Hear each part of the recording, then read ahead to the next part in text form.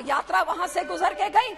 आज केरोसिन की बात करते हैं, कातिल इनके पुरखों ने किया, इस पार्टी कांग्रेस पार्टी ने किया, और फिर उधर जाके उन औरतों को बसाया। लेकिन दुख तो मुझे इस बात का है कि आज इनको 84 बड़ा याद आ रहा था, तो उसमें एक भी मेंशन नहीं जो इस दिल्ली में हजारों सिख के कत्लेआम और सब चुप पीड़ा के बैठे हुए थे, मुंह पे टेप लगी हुई थी, किसी ने सिखों की बात तक नहीं करी। The agenda today I would say is not a question of votes, it is a question of confidence.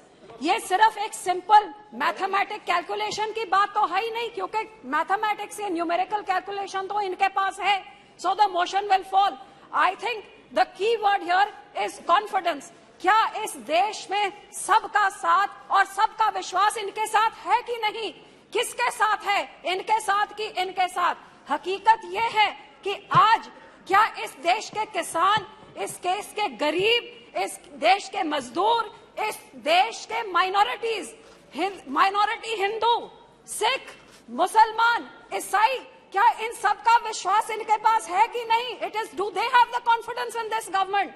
Sir, क्या आज के नौजवान और आज के महिला का विश्वास है इस सरकार के ऊपर? और जो मणिपुर की बात करें तो इट इज एब्सोल्युटली क्लियर कि मणिपुर की औरतों पे, इस डबल इंजन सरकार पे कोई विश्वास नहीं है। लेकिन इससे बड़ी दुख की बात यह है सर, मैं कोट करती हूँ, सर कैमरा छोड़िए, आप मेरी बात रिकॉर्ड कर दिए, बहुत बड़ी बात है, यह डेमोक्रेसी कहाँ रह गई? अब तो कैमरा भी ऊपर से चलता है। सर, अटल बिहारी वाजपेयी जी ने on the 50th anniversary of India's independence इस पार्लियामेंट में कहा था, इट इज अभिशाप to take birth as a girl in this country. Sir, कितनी दुख की बात है कि आज अमृत काल चल रहा है, 75वां साल हो गया, और आज भी हम वही अट्रॉसिटीज को डिस्कस कर रहे हैं जो उस टाइम डिस्कस कर रहे हैं।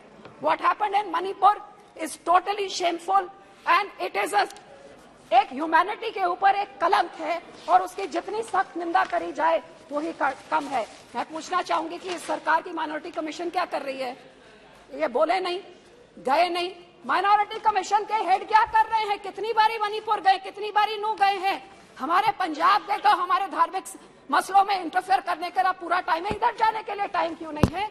तो मैं हाथ जोड़ के सरकार को विनती करती हूँ कि राम के लिए इस अमृत काल में ये धर्म की राजनीति हर इलेक्शन के पहले इसको बंद करिए, ये जहर देश में मत घोलिए।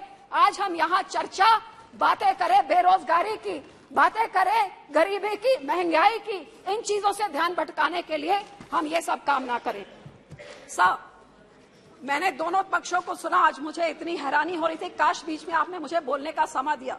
यहाँ पे बोले राहुल जी, बहुत उनके दिल में दर्द था, यात्रा करी है उन्होंने यहाँ से वहां तक, भारत माता के कातिल इनको बताया, इनके देश के भारत माता के हथियार बताया, केरोसिन की बात करी। अरे भैया, सारा देश इन्होंने घूम लिया, काश यहाँ पे आप जाके विधवा कॉलोनी में घूम लेते, जहाँ 1984 में आपने सिखों के ऊपर केरोसिन से गले में टायर से साड़ साड़ के वो औरतों को विधवा किया, और हजारों लाखों औरतों को विधवा करने के बाद वो हथियार सज्जन कुमार के घर के पास आपने विधवा कॉलोनी बसाई। साहब, आपको मालूम है पूरी दुनिया में सिर्फ एक जगह में विधवा कॉलोनी है, विडो कॉलोनी सिर्फ दिल्ली में है। कौन रहती हैं? जिनके कातिल इनके पुरखों ने किया, इस पार्टी कांग्रेस पार्टी ने किया, और फिर उधर जाके उन औरतों को बसाया। क्या यात्रा वहां से गुजर के गई?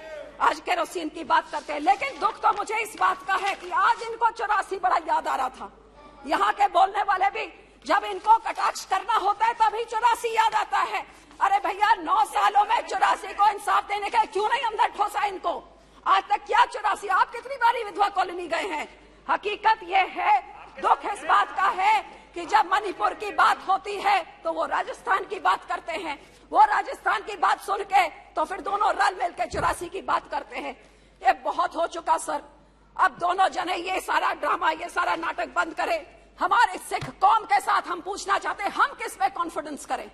इन्होंने जो किया आपके सामने हमारे कत्लेआम करें, हमारे धार्मिक संस्था पे अकाल तख्त साहब गोल्डन टेम्पल को टैंक से, आर्मी से बिल्कुल टेटेरी करके खत्म कर दिया, हमारे पंजाब के टुकड़े टुकड़े करके पंजाबी स्पीकिंग एरिया निकाल के दूसरी स्टेट बना दी, हमारी राजधानी हमसे खोली, हमारा पानी हमसे खोल लिया। कौन सा अत्याचार इन्होंने नहीं किया है?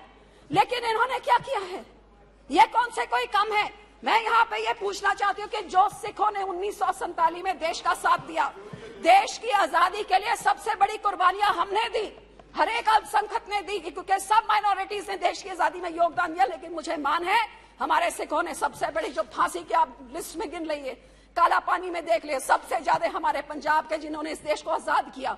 और आजादी के बाद ये देश 1966 में जब खाने को अन्न पूरा नहीं होता था, the country was looking at starvation, हमारे किसान है जो ग्रीन रेवोल्यूशन लाके उन्होंने इस देश का पेट भरने का काम किया। लेकिन सर, जब हमारे सिखों के कत्लेआम में उस टाइम तो कोई जुडिशरी नहीं बोली, कोई पार्टी नहीं बोली, कोई पेपर नहीं बोला। आप निकालिए नवंबर 84 के बाद जब बजट सेशन हुआ 85 का, तो उसमें एक भी मेंशन नहीं जो इस दिल्ली में हजारों सिख के कत्लेआम हुए, सब चुप्पीड़ा के बैठे हुए थे, मुंह पे टेप लगी हुई थी, किसी ने सिखों की बात तक नहीं करी। और यही कारण है कि आज तक सिखों को इंसाफ नहीं मिला। और कभी मणिपुर होता है, कभी नूह होता है, कभी राजस्थान होता है, जो उस टाइम एक्शन ले लिया होता, जम्मू कश्मीर, गुजरात, सब कुछ होता है। तो सर, जो सिखों के गुरु ने, 9वें गुरु ने, हमारे 9th गुरु ने अपनी कुर्बानी दी, कश्मीर के पंडितों की बात हुई। अफसोस कि उस टाइम की माइनॉरिटी, हिंदू माइनॉरिटी को बचाने के लिए, उस टाइम की मुस्लिम मेजॉरिटी से बचाने के लिए हमारे सिख गुरु ने अपनी कुर्बानी दी और हिंद की चादर का खिताब उनको मिला। लेकिन उसकी तो बात तक नहीं करी। जब उनके लोगों को मारा जा रहा था तब भी बात नहीं करी। तो सब मैं पूछना चाहती हूँ, उस टाइम हमारे लोग जो भावुक होके उन्होंने कुछ अपने हाथों में इसके खिलाफ आवाज उठाई, उनको जेलों में फेंक दिया। हमारे बंदी सिख 30-30 साल से जेल में सड़ रहे हैं। गुरु साहब के 550 साल, गुरु नानक देव जी के, इन्होंने रिटर्न, इस सरकार ने कहा था कि उनको छोड़ा जाएगा, तो क्यों आज तक नहीं छोड़ा है? मैं इनसे जवाब मांगना चाहती हूँ। तो सिखों के खिलाफ हमेशा ये बेइंसाफी रही है सर। जिन्होंने अपने देश के लिए जान दी, उनके साथ ये होता है। सब पंजाब में इन्होंने जो किया बताया, ये क्या कर रहे हैं पिछले 3 सालों से, जब से अकाली दल से गठबंधन टूटा है। हमारी राजधानी, आप सोचिए, राजधानी हमारी पंजाब रीऑर्गेनाइजेशन एक्ट पास हुआ, उठा के आप विधानसभा उधर हरियाणा को बना के चंडीगढ़ एडमिनिस्ट्रेशन ने जमीन दे दी। हमारा पानी, हमारा मेंबर जो बीबीएमजी से होता है उसको निकाल के बाहर निकाले, हमारा पानी चुरा के दूसरे राज्यों में। जो हिमाचल पानी दिल्ली को देता है वो सेस लेता है, हमारा पानी जो राजस्थान आता है तो पंजाब को कोई सेस नहीं। एक ही चीज तो हमारी है, चंडीगढ़ के ऊपर हमारा हक सेंट्रल सर्विस रूल्स डाले जा रहे हैं। और सर, हमारी पंजाब यूनिवर्सिटी को भी आरएसएस का कब्जा करने की कोशिश की जा रही है। और पानियों का तो यो मामला है, पानी हमारा चुरा के ले गए।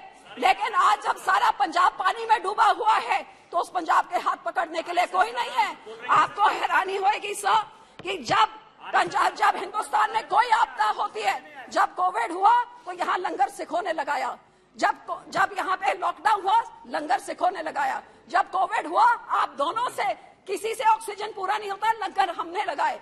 और आज जब पंजाब को जरूरत है, कहीं आपदा हो जाए, उत्तराखंड में हो, हम लोग जाते हैं। लेकिन आपने क्या किया हमारे किसानों के साथ? सर पहले सर 2 मिनट, सर हमारे किसानों के साथ क्या किया? सर जो किसानों ने सबसे पहले इस देश पे ग्रीन रेवोल्यूशन लाके इस देश का पेट भरने का, अब तो कह रहे हैं इन्होंने, लेकिन 70 साल से तो हम पेट भर रहे हैं। उनके ऊपर आप काले कानून लेके आए, अपने मंत्री की, अपनी एलआई की बात नहीं पूछी, सुना नहीं। जब बोलते थे मत लाओ, किसानों ने नहीं सुना और आखिर में मानना पड़ा। किसानों ने मजबूर किया कि गलत बिल थे, आपको वापस लेना पड़ा।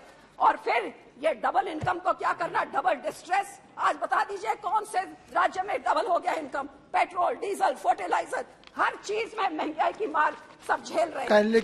कभी हमारे बच्चों पे, नौजवानों पे एनएसए लगा के उनको असम की जेलों में फेंक देते हैं। कभी हमारा कोई भी चीज हो, वहां पे हमारे किसान जो आंदोलन में थे एनआईए लगा देते हैं।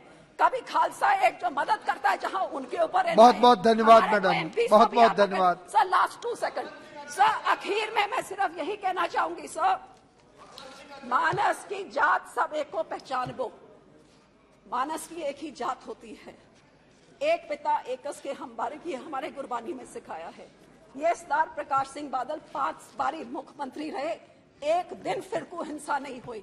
चाहे पंजाब का हिंदू, मुसलमान, सिख, ईसाई सब उनको अपना समझता था, क्योंकि मुख्यमंत्री होके वो हर एक का स्पेशल दिन खुद बनाते थे।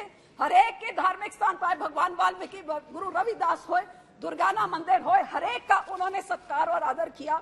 और यही कारण है सर कि उस समय 1990 में जब वाजपेयी जी की भाजपा की सरकार को ये हाथ नहीं लगाता था, क्योंकि इनको फनाटिक समझते थे, सबसे पहले स्टार बादल थे जिन्होंने इनका हाथ थामा। बहुत बहुत धन्यवाद, एनडीए बनी। बहुत बहुत धन्यवाद।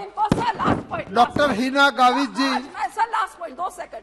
आज मैं उनको यही बेनती करूंगी सर कि ये नफरत की राजनीति ये छोड़ दें, ये मलहम लगाने का काम करें, चाहे सिख हो चाहे दूसरे धर्म के लोग हों, क्योंकि हर एक का अपना हिस्सा है इसमें।